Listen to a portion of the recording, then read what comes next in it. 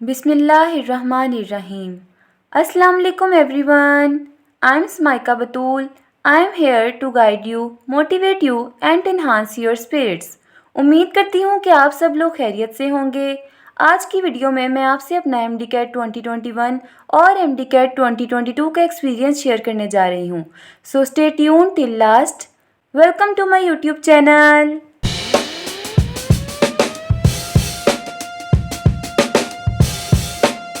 चलें जी स्टार्ट करते हैं। जुलाई 2021 के लास्ट पे हमारे एफएससी के एग्ज़ाम्स ख़त्म हुए और हमें तभी ये खुशखबरी सुना दी गई थी कि हमारा एमडी कैट सितंबर में कंडक्ट किया जाएगा। यानी हमारे पास एमडी कैट की प्रिपरेशन के लिए 1.5 से 2 माह का टाइम था। एफएससी पढ़ के हालत ख़राब की हुई थी, लेकिन एमडी कैट के लिए भी दिन रात एक करना पड़ा। और हाँ, बिल्कुल किया। लेक्चर्स लिए, शॉर्ट नोट्स बनाए, उनको प्रिपेयर किया, प्रैक्टिस की और रेगुलर टेस्ट दिए। जितना भी हम कर सकते थे हमने किया। Across the Pakistan MDCAT जो है वो एक ही दिन कंडक्ट किया जाता है, लेकिन 2021 में होने वाला एमडी कैट पिछले तमाम सालों में होने वाले एमडी कैट से बहुत डिफरेंट था, क्योंकि ये पूरा महीना चला। कोविड की वजह से सोशल डिस्टेंस को मेंटेन करने के लिए ऑनलाइन लिया गया। टैब्स पे हमने टेस्ट दिया था। खैर अल्लाह अल्लाह करके सितंबर का आगाज़ हो गया। 1 सितंबर से एमडी कैट स्टार्ट हो गए। सही है, लेकिन 4-5 सितंबर को ही ट्विटर पे टॉप ट्रेंड चलने लग गया कि एमडी कैट का रिज़ल्ट नहीं सही आ रहा, हमें सही मार्क्स नहीं दिए जा रहे, कैलकुलेशन सही नहीं दे रही। ऑनलाइन टेस्ट था और 1 घंटे के बाद ऑटोमेटिकली आपके पास जो है वो रिज़ल्ट शो हो जाता था। और बच्चों के इतने कम मार्क्स आ रहे थे, मुझे लगा कि शायद लेक ऑफ प्रैक्टिस है, इनको टाइम कम मिला है, इस वजह से इनकी तैयारी अच्छी नहीं है और उनके मार्क्स कम आ रहे हैं। मेरी जो टेस्ट डेट थी वो थी 14 सितंबर। मैंने सोशल मीडिया पे चलने वाली न्यूज़ को बिल्कुल भी बॉदर नहीं किया, अपनी तैयारी पे पूरा फोकस रखा और पूरे कॉन्फिडेंस के साथ अपने एग्जामिनेशन सेंटर पहुंच गई। मेरा टेस्ट था लाहौर में और मैं एक दिन पहले चली गई थी। I am basically from Sahiwal में सेंटर नहीं बना था। खैर मैं वहाँ पहुँची, बच्चे काफ़ी डरे हुए थे क्योंकि रिज़ल्ट अच्छे नहीं आ रहे थे, बहुत कम मार्क्स बच्चों के आ रहे थे। मुझे अपनी तैयारी पे कॉन्फिडेंस था, अल्लाह पे एतमाद था, मैं चली गई। जब टेस्ट मेरे सामने आया ना, तो मैंने अल्लाह का इतना शुक्र अदा किया कि या अल्लाह, मेरी ज़िंदगी का इतना बड़ा इम्तिहान है और ये इतना आसान आ गया है। अच्छा, एक मसला ये था कि कुछ बच्चे आके कह रहे थे कि टेस्ट बहुत मुश्किल आ रहे हैं और कुछ कह रहे थे कि बहुत आसान आ रहे हैं। अब जिस दिन मेरा था ना, उस दिन टेस्ट वाकई में बहुत ईजी था। बायो की कुछ टर्म्स थी जिनसे मेरी वाकफियत नहीं थी, वो इस वजह से क्योंकि टाइम कम होने की वजह से मैंने पीटीबी ही पढ़ी थी, फेडरल नहीं पढ़ सकी थी। पेपर मेरा हो गया, अल्लाह का मैंने शुक्र अदा किया और मुस्कुराते हुए चेहरे के साथ मैं बाहर निकली। जब मेरे भाई ने मुझे देखा तो उसका भी दिल मुतमईन हो गया कि खुश भाई आई है, इंशाल्लाह कामयाब होगी। अच्छा, 1 घंटे बाद रिज़ल्ट आ जाता था। उस दिन यूँ हुआ कि सर्वर डाउन हो गया।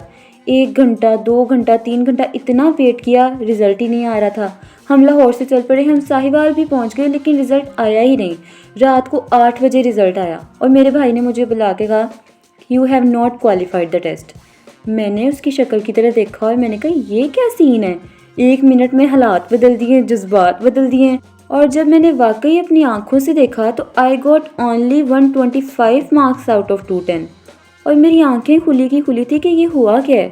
खैर मुझे रोना नहीं आया, फ़ौरन सब्र आ गया, क्योंकि मुझे पता था कि सबके साथ ही ये सीन चल रहा है। मैं परेशान नहीं हुई, मैंने कहा ज़रूर कुछ ना कुछ बेहतर हो जाएगा।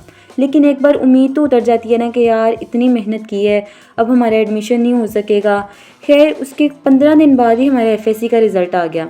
एफएससी का रिज़ल्ट आया और जब इतना शानदार रिज़ल्ट मैंने देखा तो एफएससी के रिज़ल्ट की खुशी एमडी कैट के गम पे भारी हो गई। एमडी कैट का 30 डेज़ ड्यूरेशन कंप्लीट हो गया तो बच्चों ने प्रोटेस्ट शुरू कर दिया। बहुत ज़्यादा बच्चे सड़कों पे आ गए कि ये हमारे साथ हुई क्या है।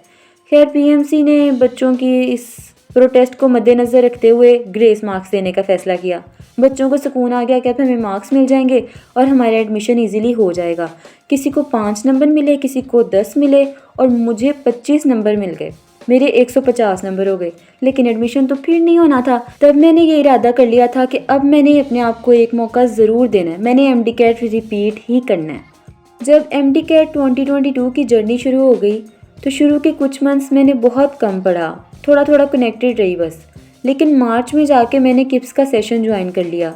उसी तरह लेक्चर्स लिए, नोट्स बनाए, उनको तैयार किया, प्रैक्टिस की, टेस्ट सेशन दिया बहुत अच्छी प्रिपरेशन कर ली, बहुत ज़्यादा सेटिस्फाइड थी अपनी प्रिपरेशन से और बहुत उम्मीद थी कि इस बार तो मेरा एडमिशन डन है, क्योंकि मेरे एफएससी में इतने अच्छे मार्क्स आ गए थे, मेरे मैट्रिक में इतने अच्छे मार्क्स थे, मेरे 200 में से 170 नंबर भी आ जाते तो मेरा एडमिशन किसी अच्छे पब्लिक सेक्टर में हो जाना था। 2021 में कोविड था और 2022 में सैलाब आ गया, जिसकी वजह से पाकिस्तान को बहुत ज़्यादा तबाही का सामना करना पड़ा।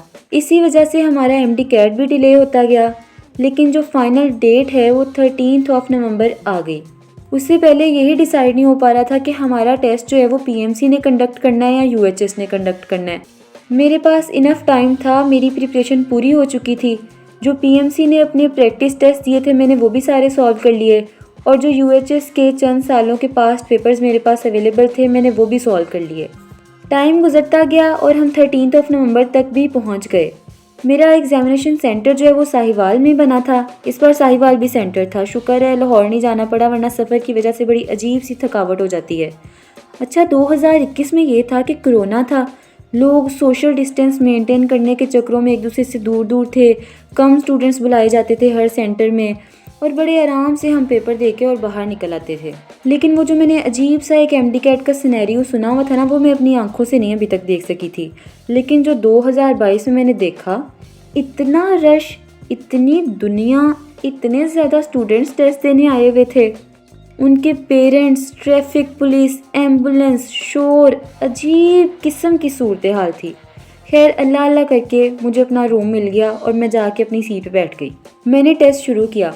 शुरू में तो मुझे लगा आसान है, लेकिन जब मैं आगे बढ़ती गई इतने ज़्यादा एमसीक्यूज आउट ऑफ सिलेबस थे, डिफ़िकल्टी लेवल इतना ज़्यादा था, मैं वहाँ बैठी ही गिल्ट फील कर रही थी कि शायद ये मुझे ही मुश्किल लग रहा है और मेरी ही 2 साल बाद भी मैं इस काबिल नहीं हो सकी कि मैं इसको क्लियर कर सकूँ। खैर मैं उस टेस्ट को पूरा करके किसी तरह बाहर निकल आई। जब मैं बाहर निकली हूँ मेरी अजीब सी कंडीशन थी, मुझे पता ही नहीं था मैं क्या करके आई हूँ, कोई कंफर्मेशन ही नहीं थी। कुछ क्वेश्चंस तो ऐसे थे जिनके आंसर्स का मुझे पता ही नहीं था कि मैं इसका आंसर क्यों लगा रही हूँ। लेकिन जब मैंने बच्चों की कन्वर्सेशन सुनी ना, यार अल्लाह की कसमें मेरे 150 नंबर भी नहीं आने, तब मुझे थोड़ा थोड़ा हौसला होना शुरू हुआ कि यार नहीं, ये टेस्ट वाकई में मुश्किल था। बाहर पहुँचे, गेट पे इतनी दुनिया थी, सारे पेरेंट्स जो अपने बच्चों को रिसीव करने के लिए खड़े थे, और मुझे पता क्या लग रहा था, मुझे लग रहा था कि सबके हाथों में कैमरा है और सब कह रहे हैं मैम इधर देखें, कैमरे की तरह देखें, आपके साथ प्रैंक हो गया है। और वाकई प्रैंक हो गया था, सबके रंग उड़े हुए थे, कोई भी बच्चा मैंने खुशी से बाहर निकलता हुआ नहीं देखा। वापस घर पहुंची तो मुझे ये फ़िक्र कि मैंने अब अम्मा को क्या बताना है, मुझे तो खुद नहीं पता कि मैं क्या करके आई हूँ। जब मम्मा ने मुझे देखा ना तो मेरा चेहरा उन्होंने पढ़ लिया कि ये इसके जो एक्सप्रेशंस हैं ना वो मुझे सही नहीं लग रहे।